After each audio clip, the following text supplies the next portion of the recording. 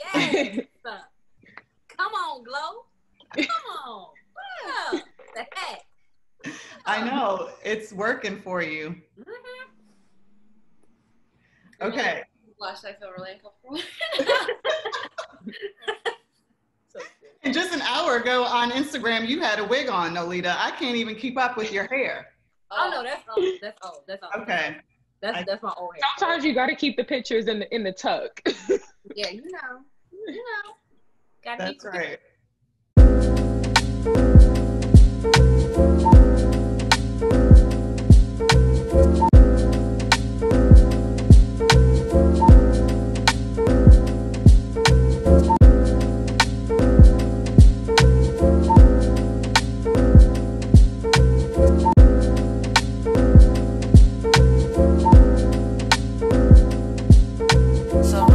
Everybody, welcome back to a new episode of PRGirl Talk, where we try our best to talk about all the topics of the day, what's going on, what's not going on sometimes, and really just try and tap into how we can be helpful to each other in this time that we're all living through. So we have another guest with us this week. Her name is Sharon B. Mills, so on Instagram at Sharon B. Mills. And welcome, Sharon. Nice to have you with us. Thank you for having me. Yes. So I'll give the audience a little bit of background on you, who you are, and then I'll let you kind of fill in the gaps for us before we get into our topic. So while I was stalking you on Instagram, what I was able to find out was that you're a recent graduate of University of Maryland, Eastern Shore. That was December 2019 for you. You graduated with a BS in marketing. And throughout your college career, you worked as a press escort for BET. You were a campus ambassador for Coca-Cola, and you were a venue assistant for New York Fashion Week, this past Winter Fashion Week, I believe. Yes. Okay, and now you're working as an independent entertainment publicist out of the greater New York area where you're from. And welcome to the show. Thank you. Yeah, you pretty much got it. The venue assistant, that was post-grad. But yeah, oh my gosh, there was like a ton of stuff I did in college. I was really that girl that was like everywhere. Like it got to a point where people didn't know what state I was in for that particular week. It's such a shame. But yeah, I had so much fun in college though. But thanks for having me. But how's life been for you since graduation, right? Like how has the hustle been? How has the journey been since graduation, growing your business or even attracting clients? How's it been? Okay, so I'm not even going to hold you. It has definitely been a roller coaster. So I graduated in December of 2019. So when I got back to Jersey, I'm literally like looking for a job. I'm like, okay, I had the opportunity to stay on the Eastern Shore, but I chose to come home because sometimes it's very easy to get like just stuck in emotions out there. And I'm not that kind of person. So I was like, you know what, I got to throw myself into a new environment because I felt like I was just going to get used to staying out there. I need to just go back home, get used to that again, because there was also more opportunity. I was always driving back up. So like, what's the point? So I actually ended up interviewing for a position at Viacom. So I was I was doing a contract position at Viacom from January to March. But before I even started that, because I started at the end of January, I was doing like some other freelance work with some friends of mine at High 97. So I was like filming some events, doing some like behind the scenes stuff with them. And then once I started work at Viacom, it was like literally like grind time. Like I would literally like work. I would do like my 9 to 5, like on my breaks. I'm like at my computer doing like freelance stuff. And then I get home, I'm doing like more freelance stuff. And I would take the train home to back to Jersey. I would literally drive back out to the city because I had to like go to an event, like go to some networking or whatever. I had a very, very, very close friend at Audio Max. So I was always like going to like her events. Yeah. So yeah. You've been on the hustle is what it sounds Yeah. like. Well, Look, when I was doing the research, I was trying to remember what life was like what the market was like when I graduated. And I'm curious, Alex and Nolita, do you even remember? I think Alex told this story once before, I think in season 2, but tell it again. What was it like when you guys graduated from college and you were you literally were in the same space that Sharon's in now? Alex, you start, and then Nolita, you let us know. Okay. So I think Nolita and I graduated right around the same time. And I know she went on to get higher education than I had, so the schooling time may have been different. But nonetheless, it was 2008, 2007, 2008, right when the market crashed. So I feel like this is a great conversation for us to have because it was the worst time since the Great Depression that we had seen, and here we are again. But I think it was all about the multi-hustle, just like she said. And when you're younger, you have that energy. Like right now, just her describing her day and night, which used to be my life in my 20s, I'm exhausted and I need a nap. I'm sweating. I remember that life. Yeah, it's like the best part of being young. It's like that. And it's so funny how much I have zero, I take naps now, so I'm old. But I remember getting offered a job for a magazine, and then they retracted their offer. So then I worked for them as an intern again. It was I went from intern to job to I guess I'm interning again because I want it so bad. And working at my mom's real estate company, and I had graduated early, and I was just, it's like the same hustle all the time. It doesn't matter. You know what I mean? You're either making more money and spending more money or making less money. Nonetheless, you're hustling the same every time. I don't know, once you become an entrepreneur or you are just a natural born hustler, you're always finding a way to make it work. So to me, I don't even know when I've fought harder or worked harder because it's always a hustle. But I commend the young, fresh hustle of being able to go out and wake up and be perky and all the things that I am no longer. You're still perky, Alex. I kind of a little weed got me before this though, so. Lucky. Nolita, what about you? Yeah, Nolita. When I graduated undergrad, 2009, I graduated with degree in mass communication. I had focus in broadcasting. So what I'm doing now has absolutely nothing to do with my degree. I graduated with this resume tape because I wanted to be a news producer. And one thing that quickly came to my understanding was that my university was severely under-equipped to set me up for my department. They were great in other departments with job placement, but I left the school not having any connections and literally had to figure out what to do. So I moved from Baton Rouge to Houston. Within a month's time, I started working for a marketing company, aka the people who walk around from door to door selling stuff, packages, so you can go to a Bulls game or something like that.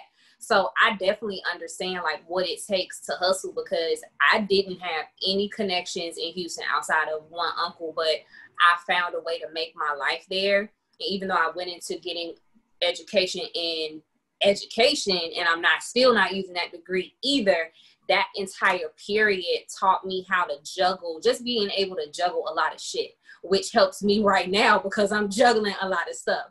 So it's for these kids that's getting out of school right now, I totally feel it.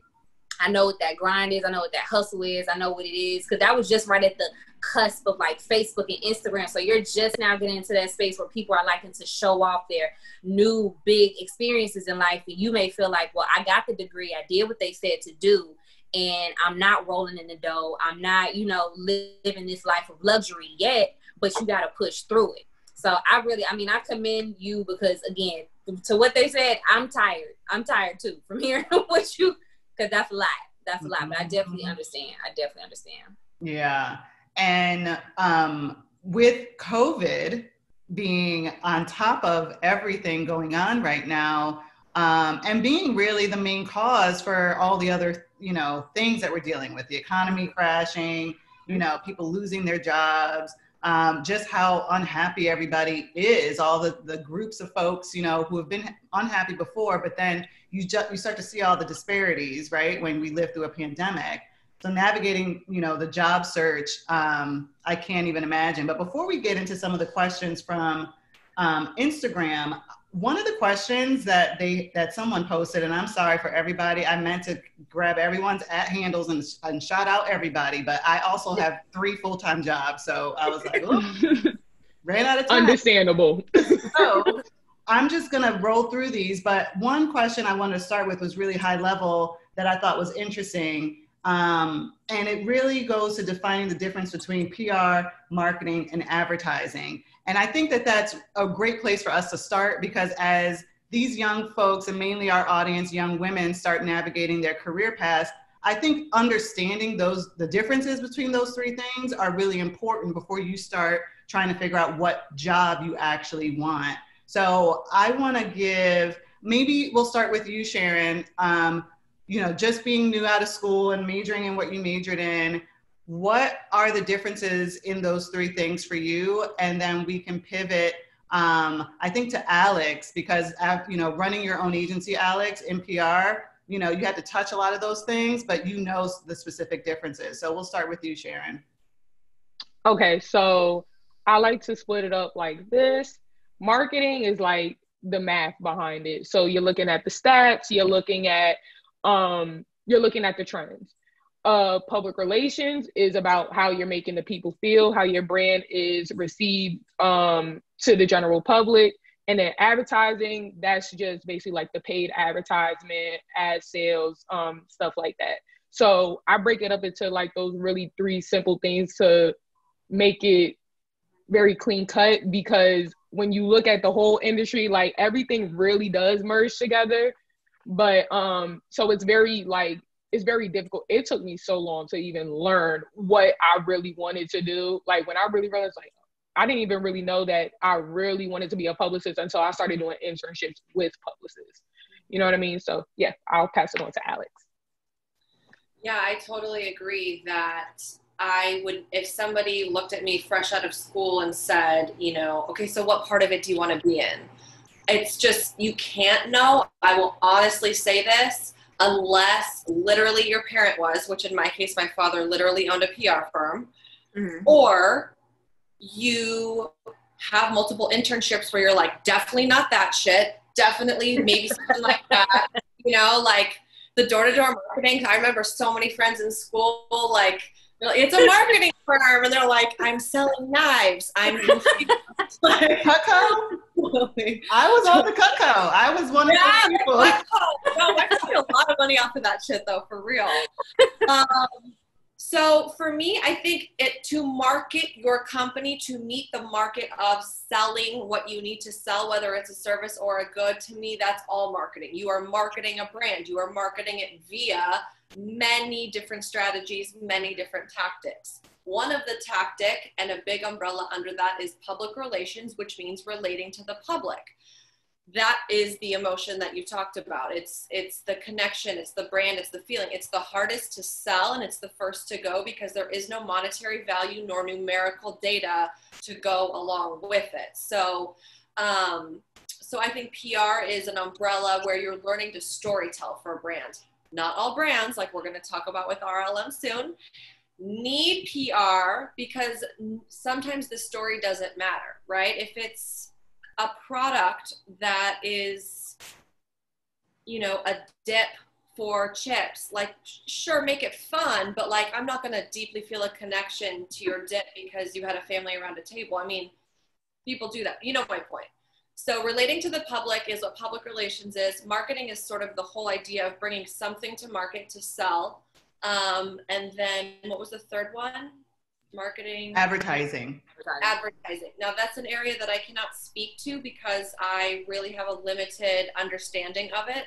But obviously what I know it is placement of your logo, your brand, and the coming together with money being put. Now digital advertising, again, something different. But like I know the big agencies in Chicago, like Leo Burnett, Havas, technically they're creative agencies, but before that they were known as ad agencies. Yeah. And honestly, that's the other half of my brain. You know, a lot of the PR girl audience don't know me for that, but I have an advertising agency that will be 12 years old this year. And that's what we do.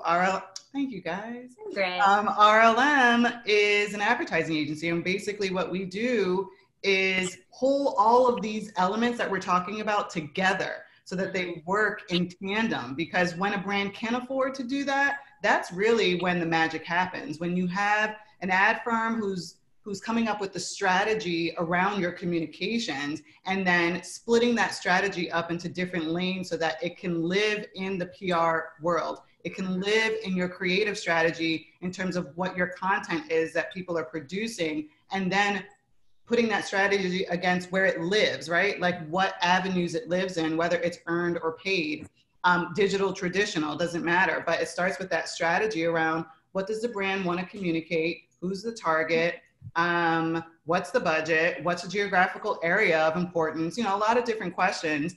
And then coming up with the big picture of how we do that and then how it presents itself to the world. That's what a good advertising agency does. And then a bullet point under that is PR. A bullet point under that is creative development. Another, you know, and there's a lot that goes with it. So Nolita, you captured that so beautifully. That was a great way of thinking about it. Yeah, like you hit it right on the nail on the coffin. Is that how they say the term, right? Nail on the head, coffin. It's all good. Yes, thank you. No, and honestly, it's the best to talk about coffins. No, just kidding. Right. Oh, no, I'm glad I captured. If I didn't, then I wouldn't. I mean, I've been a CEO now of an ad agency for 12 years. If I didn't know how to articulate that in 2 seconds, then I should fire myself. But Nolita, we'll pivot to you because the next question from our audience is, what creative ways can you stand out in the hiring process now that it's mostly all virtual and digital? Any ideas or things that you've seen? Definitely, because I had the pleasure of just hiring a new person to come onto my team, and I was very careful about who I hired because previously there just wasn't a lot of thought put into that, and I needed it to be understood that I need someone who understands strategy and who respects strategy as well, because with strategy you have to have the ability to pivot. So anybody that's coming out of school right now, like that's the number one thing I would say that you should be able to show a brand, a company, or organization, whatever, is that you have the ability to pivot and strategize, because that's all that brands like Mael are doing right now, because things are so up in the air that you have to stay so on trend, that you have to stay ahead of the trend and create things. So that's where we came from. That's where we came up with like Quarantine Lives. We did that. Other brands picked up on it. Now they got celebs. You know, it was a trend. So just coming in with being able to display that in, you know, case study work that you've done, freelance work that you've done from your internships. I mean, even if you have a friend who's starting a business, offer and say, let me go ahead and create a 3-month digital strategy for you. That alone shows that you can take someone who is starting with no audience and you can create a story for them that's going to communicate who they are, what they're doing it, and why they're doing it, which is basically the 3 things that you want to communicate consistently on digital. That's awesome advice. Yeah, I actually wanted to say like that about like just hitting up your friends. Like if your friends are starting businesses and stuff like that, like even if you do want to start your own agency, like, you know, some of my first clients were my actual friends. You know what I mean? My friend that owns the By Mosegi brand. So I was doing digital work for her for free. Like, I mean, she always supports me for free, and then like I always like support her. So like regardless, the love is always there, whatever. So I had no problem doing that. But use your network, use who you know in your network to really gain that experience. You got to use what you got to get what you want. You know what I mean? Because technically I have no degree in marketing or advertising or PR. Everything that I had that has gotten me to be able to transition from education and being miserable in that field was me making a decision to teach myself about digital, to teach myself about marketing. And that came through experience, taking classes, courses, reading books, and just pushing and challenging myself. So whenever there's like different opportunities to just get out there and to make a name for yourself, because you never know who it is that you're going to do some freelance work for, and they may say that to your next big client. Right. That's true. I think you know, everyone who's successful in our line of business, and I'm just lumping it all together in communications right now, understands the power of networking and doing a 100% job for everybody you come in contact with, because you don't know who that person knows. And the way you have to imagine, you want people to be talking about you as if you're in the room when you're not in the room, right? And really talking positive about your reputation, the quality of your work, and all of that. And it'll get you places. And even when you feel like you're like, there's no other step to take, you literally just need to go to sleep that night, wake up, you'll have some kind of positive, you know, feedback in your inbox or something that next day. And that actually leads into this next question really well, because a lot of folks have questions around how to stay motivated right now, because beyond just being motivated as human beings, right? Like there's a lot of uncertainties, a lot of unknowns right now. It's hard to be positive, hard to be motivated. But in the job search, do you guys, any three of you, have advice on how to stay motivated during this time, during the job search? Remember that you're hungry. Right. Like figuratively and literally, like you gotta stay motivated, because if you're not motivated, then what? You're gonna sit there and be broke. Your career's not gonna progress. So it's like, I know what that feels like to be on LinkedIn and to have 1,500 jobs that you've applied to, and you've only gotten a certain number back. And I did that before I started at As I Am. So I get it. But if for what you want, you can't let a no stop you from getting the yes that's promised to you. So it's like, I get that you know, people are not motivated, but it's like, are you trying to eat? Like, are you trying to eat? Mm-hmm. Right. Alex, any thoughts? And then Sharon, I'll let you chime in. Yeah, I mean, I think that, I feel like it sounds cliche, but I've been struggling with that right now as I'm starting a new company with my best friend, and that is just a hustle and a pivot because the other things weren't working. So, you know, along the lines of what we've been talking about.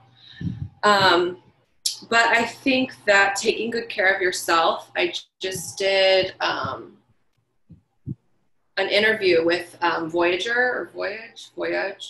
And I said, like, the one thing that I think that I don't do enough of, or I really respect women in our industry that do, is they take really good care of themselves and they can take good care of their team. And I think that that's something that I've always struggled with, where I wasn't always taking really good care of myself and definitely wasn't taking great care of my team. And so I think that if you're struggling right now, the thing that's really pulled me out of all of this is to like seek new creative friends. You know, like it doesn't matter what age you are, who you're surrounding yourself with, even if it's the 3 friends that are able to come over through all of this. If they're not really lifting you up, and again, I feel like I sound cliche because I feel like everyone says it, but right now my closest friends is like a veteran entrepreneur who's helping like Black women get out of the military and transition out, and like she's created a whole amazing line of like journals and mantras around it. An interior design friend who I'm helping rebrand. And you know, my partner who's like a suit designer who's now designing masks, and my best friend who I'm starting a cosmetics company with. And if I didn't have those people around me to pull out ideas and to feel just supported, loved, and seen in my creative ventures, I would probably just be doing what my friends who aren't working or motivated are doing, which is not that much. Yeah. You know? It definitely takes a village of good people around you, and a constant editing as well, to really just, you know, to take note about who's surrounding you, because if you're trying to apply for a bunch of jobs and you have people around you that's either, you know, silver spoon fed or, you know, have a good gig or whatever, you're not going to feel like you want to get up and do that. But if you're around friends that are pitching new projects and coming up with new ideas and you're helping them like you talked about, then I think that's where I get a lot of my motivation. Yeah, that's awesome advice. Surround yourself with folks that, you know, feel and do the things that you want to feel and do. I mean, Yeah. it's so simple. Yeah. Sharon, how are you staying motivated these days as you're building your company, but also living through this time? Yeah, definitely like how she said, surrounding yourself around like-minded people. One thing that I did like very early on when we were actually quarantining everywhere, but I was in like all of those like little virtual brunches that everybody was trying to do, you know, trying to network because like I missed like that human interaction. So I ended up meeting a lot of people. And then one thing I also did was following up on previous like actual meetings that I had. So like, for example, I went for coffee with this one girl before everything happened, and then she ended up being my client. You know what I mean? So like, and like that catapulted me into really like starting like she was my very first official client. So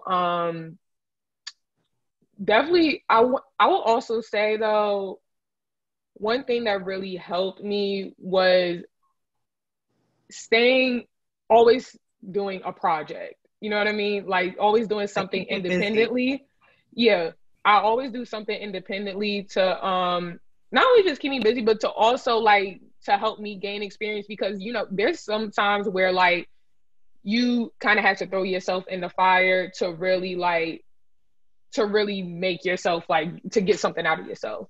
So I definitely, you know, threw myself in the fire trying to build my own agency. You know, I never saw myself doing something like that, and it was a thought in the back of my head for months, but I'm like, oh no, what are people going to say? You know what I mean? So yeah, that's one thing that I do. I definitely just, you know, stay speaking to my friends, reaching out, trying to figure out like what they need, how I can help, always on top of a project, something like that.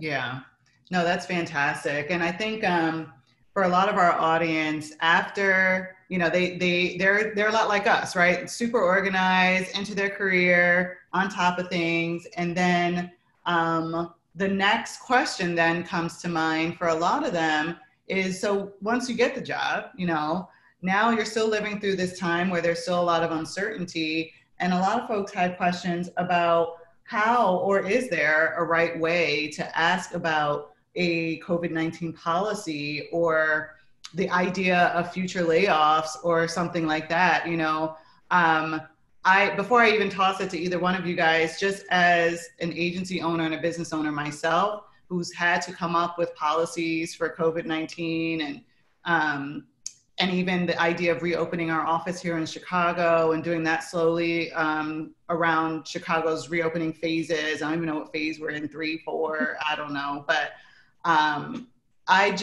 my thoughts are on that.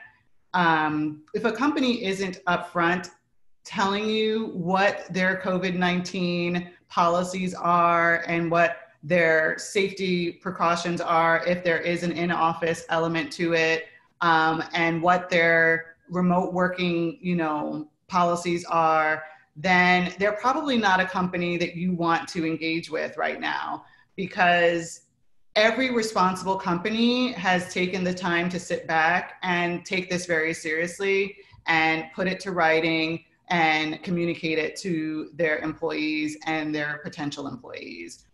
So I would start there. But if you think that, you know, you want to try and find these things, and I mean, it should also live on their website. These things should live in the communication of the companies that you're looking into either applying at or networking with folks. So that's my first piece of advice there.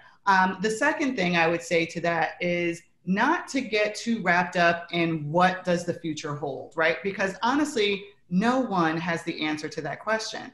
So if you are blessed enough to get a job offer, you accept it, you've learned what the hybrid of working from home or working from the office or whatever that's going to look like for this position, do your best. You know, it's like any other opportunity. Work your ass off stand out for all the right reasons. Take on responsibilities, show your bosses that you are here for the long haul, so that if there are ups and downs in the future, which I mean, inevitably there will be, right?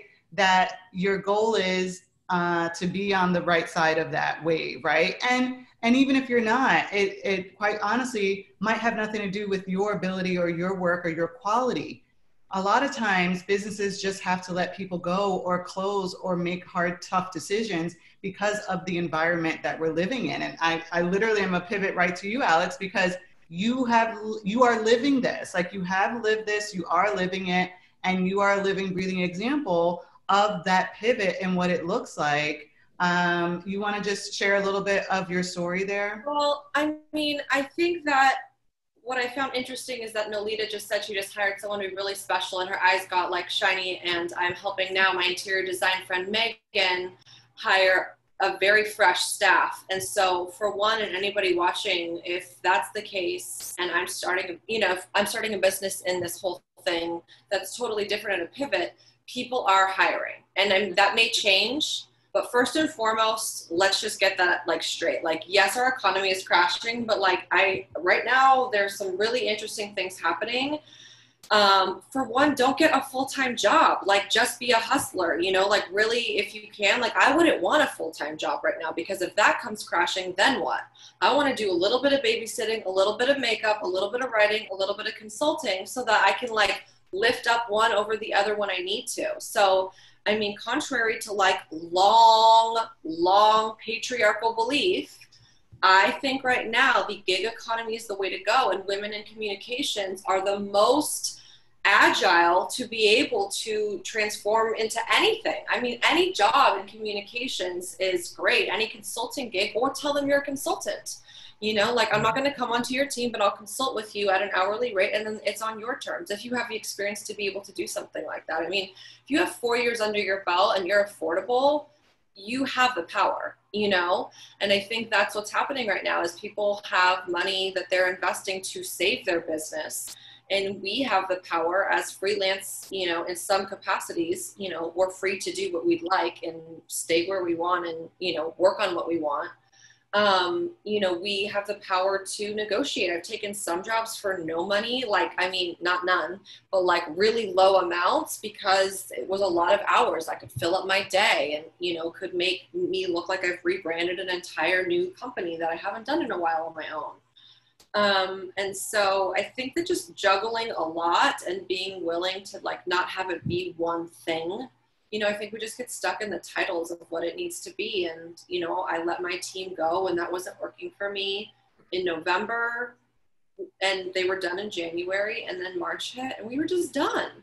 And, it took a while to process, but I think that what I said from the very beginning is like, actually nothing's really that different. I'm just lucky to be able to be at home with my family more.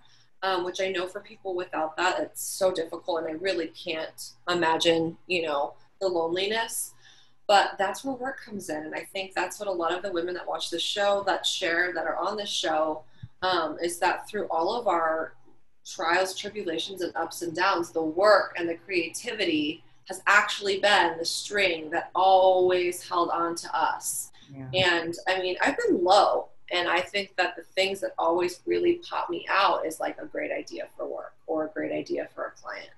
And that's when, you really love what you do, Yeah, no, that's great advice. I think diversify, if I boil it down to one word, just diversify, right? Because the more you are doing right now for the different types of brands, different types of projects, it's almost like, it's like resume building season, right? If you look at it the right way. And because again, we're not going to be right here forever. Like, this is not our forever. This is not how life and society and work and jobs and everything's going to be forever. So when we are on our way up again, sometime hopefully in the near future, the folks who have been busy working on things and have something to show for it are going to be the ones with the most opportunity. And to your point, Alex, maybe a year ago, being a freelancer meant also being an entrepreneur, right? Which bothered the hell out of me, because as an entrepreneur, I'm like, those aren't the same things, right? building a business. One is really, really risky, and one is kind of risky. Exactly. Exactly. So it's like, it's freelance season. It is freelancer season, and don't get it twisted that you're an entrepreneur. Like, really focus on freelancing, building your client list, building your portfolio, and then that is your resume for when we're in 2021, hopefully with a new president. And now we're moving into a new season, right? Where you can say, here's what I've been working on all of 2020, and here's why you should hire me, and here's why I deserve this high salary that I'm asking for. Well, and that goes into like not just having and how to make yourself stand out. It goes into not just having like from 2012 to 2014, I did this. Now I think all that shit's out the door from now on. It's like, I did these 17 projects. I did all the copywriting for this social media feed. I did not do the fucking pictures. I did do the pictures for my friend's new hair care line. This is what else and like, but even if you have that full-time job and that money's coming in, good for you. Keep it as long as you can. But also, be trying out your photography side hustle, and because we have nothing else to do. Like, you should be trying out all those things, and your new way of looking at it should be building your portfolio of projects versus like getting in 2 years experience at this agency. Like, those days are done. That doesn't matter anymore. And we're not going back to it. It's never coming back. Yeah. No. So speaking like, the world has literally changed from 2020 on. Like, it's almost like, how they say, I heard one saying that somebody was like, BC now stands for before Corona. Like, literally. Like, oh, true. 2020 has changed the game forever. Yeah, totally. We keep saying stuff like, before this whole thing, but like, we just keep like really like tapping around. We're like, before the thing, like, we don't have a name for it. Yes. And I picked up on that in this conversation. I'm like, historians are going to laugh at us because they're going to be like, they didn't even know what to call the time before Corona. Like, they were so confused. I know. But literally, speaking of that time, because it feels like a lifetime ago, one of the questions from the audience was like, what was it that originally drew you guys to PR? And is that thing still your driving reason for being in this space, right? Let's start with Nolita, and then Sharon, and then Alex, you can bring it home. I think this year I have become a lot more, what's the word I'm looking for? I've done a lot more self-inventory with myself. I will say that. And I think that for a period, I was like super passionate about social and digital, whereas now it's turned into a hustle and I know how to make a career out of it. Do I want to be 35 Dixie or worried about tweets? Fuck no. I want to move on. I want to do something different. So to Alex's point, like, that's why I'm trying these different things. That's why I started my Etsy store. That's why I'm trying to learn more about being an entrepreneur so that I can have other things going on, because I don't want to be the person where my entire identity is wrapped around my career. And granted, my team is great and we've been doing better than we've done before, but I can't rely in that area of being comfortable with that. And when I posted some stuff from my Etsy store yesterday, a girl reached out to me. She was like, I find that so admirable that you still work on yourself and you work for such a popular brand. And I think that people look at the brand that I work for as if, because it's a celebrity brand to them and it's something that they enjoy in their leisure, they don't understand this is business for me. So I have to look at it through a different lens versus, oh my God, her curls look so good. It's like, no, I need this shot. I need, sound effects. I need ASMR. Like, I need all of those things. It's not a pastime for me in that sense anymore. So I've gotten way more into the business side of it, and I want to eventually transition, but I just want to keep my mind fresh. That's why I'm working on my own, the Nolita, the homegirl mantras. I'm just doing different things so I do not get stale and I can continue to put my face and myself out there. So, but for Sharon, just being like very young and new to this world, obviously you are in this space because it called you, right? Like, and you're obviously good at what you do, and you have much room for growth and evolution, all the things that we're talking about right now. So the question for you is slightly different. You already know what drew you to the space. I'm sure it's not changed that much in the short time that you've been here, but can you at all see where your evolution is going? I definitely do. And part of the reason, because I'm pretty sure you've seen like my blogs, my YouTube before that and all of that. So before my personal brand, again, I felt like it was attached to one thing, like Nolita said. It was attached to me being like that college girl all over the place, but I'm still working, but like I'm still on campus having fun. And then like when I graduated, I was like, okay, wait, it's life now. It's just life. That's it. So throughout, literally from January till now, like I've done a lot of self-reflection as to where I really want to be, what I really truly want to do. And I realized that I just wanted to be the woman that like gets things done and always cares for myself at the end of the day.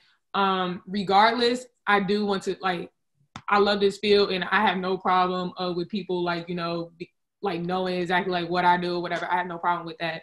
But I definitely want to be like that person that I feel like I kind of wish I had, because a lot of times in this industry, like you don't really see a lot of women like showing like the ins and outs, and like you don't really see too many examples until like you're really actually in the industry. Like I want somebody to see me and like see what I do. And I want them to be like, oh, okay, so like that's what you do, whatever. Well, let me see. Like I want them to have like that kind of same feeling that I had looking at other people. Even though it was a very few people, and I still didn't really necessarily know what they wanted to do, but yeah.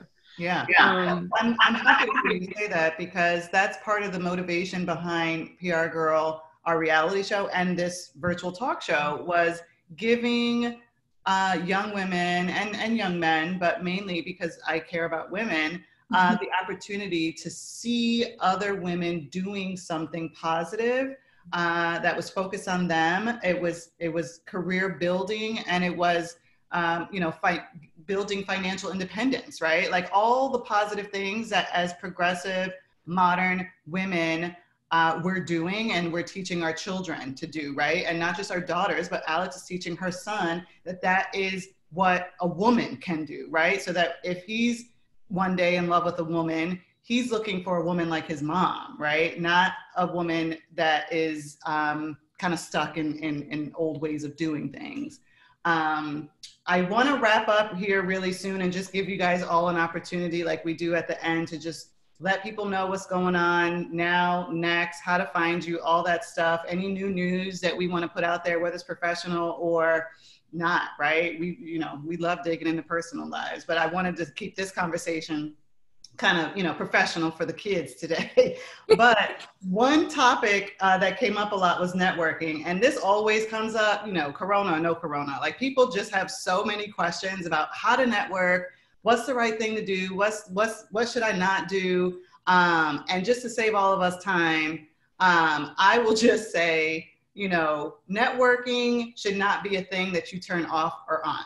Mm-hmm. If you are a communicator and you want to be a professional communicator, you are always networking. And if you don't see it that way, then you might need to look at a different line of work, because every opportunity you have to engage with a human, whether it's face-to-face, virtual, social media, whatever, it doesn't matter. It's an opportunity to meet another human, understand what they do for a living, what motivates them, how you might be able to be helpful to each other, not just what can you do for me, but how can we be helpful for each other, and then building upon that relationship from there. And we all know the million different ways we can be in touch with people, right? We can call them on the phone, we can text, we can DM, we can think about how you know them, and then what level is appropriate to reach out to them. And that's it. That's the secret formula. And never ask about working again. That's it. Yeah, never. That's it. time we're talking about networking, because that's it. Whether we're in quarantine or we're out at a Beyonce concert, that's the answer. That's everywhere. the answer. Yep. Everywhere. Yeah. Okay, so let's start with Nolita. You have a million things going on. You name dropped a few of them already. You got an Etsy store. You got a whole show on your own. When am I going to be invited to be a guest? You got things. So please tell the people all the things that you have going on. So I'm in season 3 of Homegirl Mantras, which is my weekly little doodad that I put out just to inspire Black men and women, because we deal with so much and we have to prepare mentally and physically for so much. Literally, when we step outside of the door, damn near when you're in the house, you got to prepare for it too, depending on what you expose yourself to with digital. But it's just a way for me to give people like a quick, short mantra for something to think about to inspire them for the week. So I have that. And then also I started the Mona Lita by Nolita on my Etsy store. And this is just me really kind of taking the fear out of being an entrepreneur, because working for an entrepreneur is super inspiring. And the goal is to not always work for somebody. And I'm lucky enough to work in a space where that's respected. And growth is respected as well. So I've just been trying. So I'm designing everything myself. So it's just, you know, it's learning. Shipping issues from Europe. It's you know, stuff.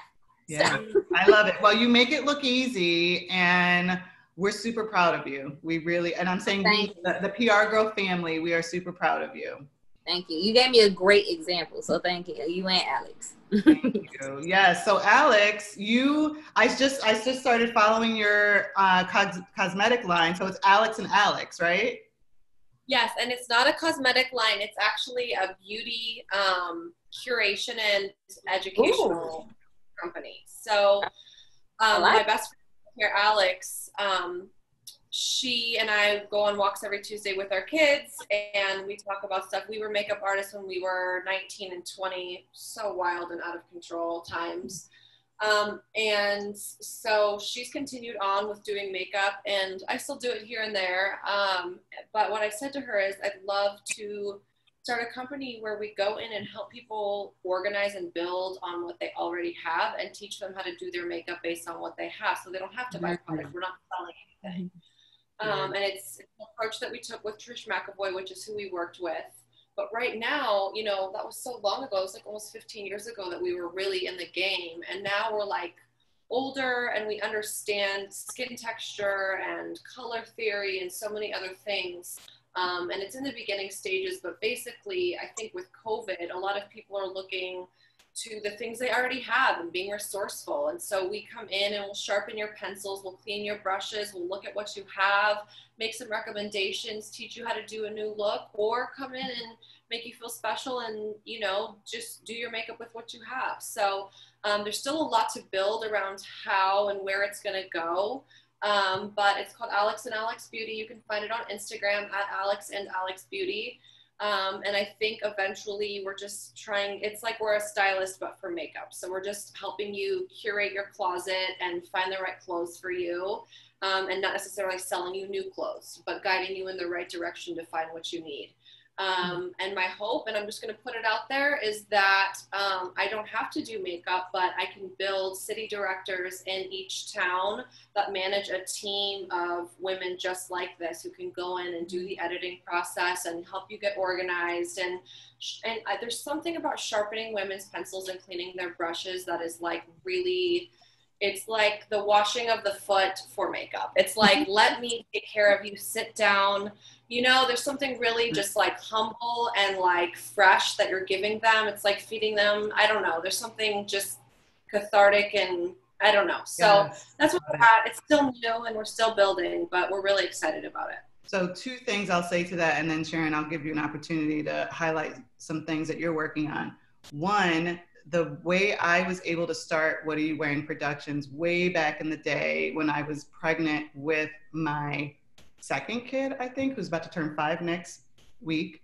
I did closets for people. I was in their closets, rearranging, organizing, taking out the things that they should not have anymore, putting it on their bed, saying, please donate this, creating outfits in their closet of the things that they already had, things that they would never even think to put together because, you know, we have creative vision, we have creative eye, right? That most people are like, oh, I would have never even thought, and you didn't have to buy anything, right? All you have to do is pay me a fee. I will come in, and to your point, Alex, like sharpening the pencils is the washing of the feet, organizing a closet. Oh my, and you leave this woman with a new closet and she feels so happy and renewed as if you went to the spa for 5 hours, right? I just got so exhausted. I was pregnant. I couldn't do it anymore. And I was styling and all that stuff. And then, you know, what are you wearing? Now we're here, right? So it was a good investment of my time. The second thing I will say is because we love Jason, because he is now a friend and a partner of all of us, he launched a mask line for guys with beards. I saw on Instagram. So we need to shout that out too. Yeah, so he makes all kinds of beards. All kinds of beards, all kind of masks. Sorry, it's been a long day.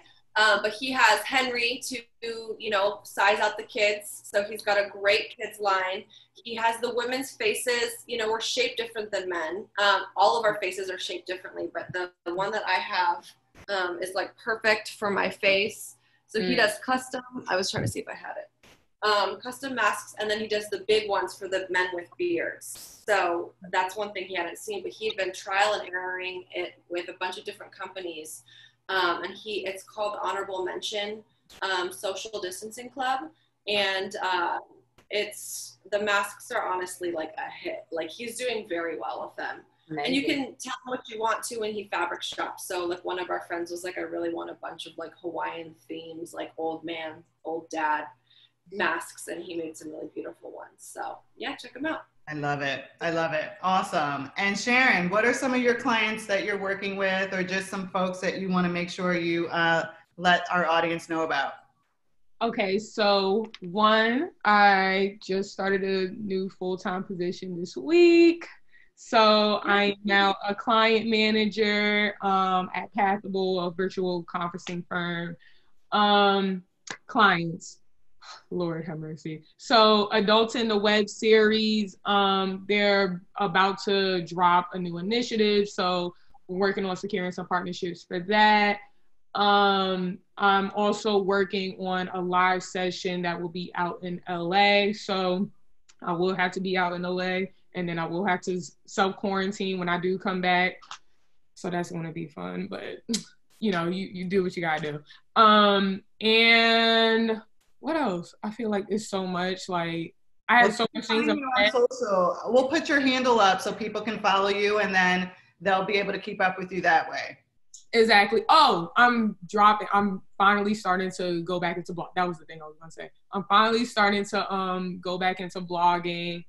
I went through a lot of like mental things that I needed to like take care of throughout the past 6 months. So I finally, like, you know, I'm like just throwing myself back in the fire and just doing it all over again. So next blog will probably be like whenever I get my desktop, because I just ordered a new Mac desktop. So whenever that comes in. Awesome. Awesome. Well, ladies, I want to thank you so much for taking the time to hang out with me for an hour. This was a great conversation. I really hope that we help some young people who are in your position, Sharon, of just being a new graduate, young professional, trying to figure out life right now in the world that we live in, because it's never easy, but right now I'm sure it's like, it's the toughest really it's ever been. So I hope that this conversation was helpful. And I love all of you guys. I'll see you soon. Next episode. Love you.